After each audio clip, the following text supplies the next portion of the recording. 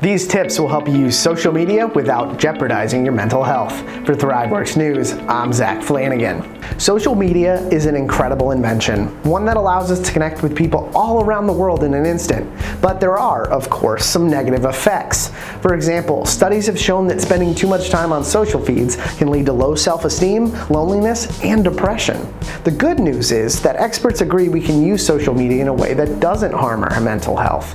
Here are 5 tips for doing so. 1. Turn off push notifications. Do you really need to know you have a like, message, or comment the second it comes in? Push notifications can cause you to obsess over these interactions. Turn them off to assert more control over your engagement. 2. Know when to set your phone aside. You shouldn't be scrolling through social media when you're at work or when you're engaging in self-care. These occasions require and deserve your full attention. 3. Put a cap on your social media time. In addition to putting your phone down when your attention is needed elsewhere, limit your time altogether.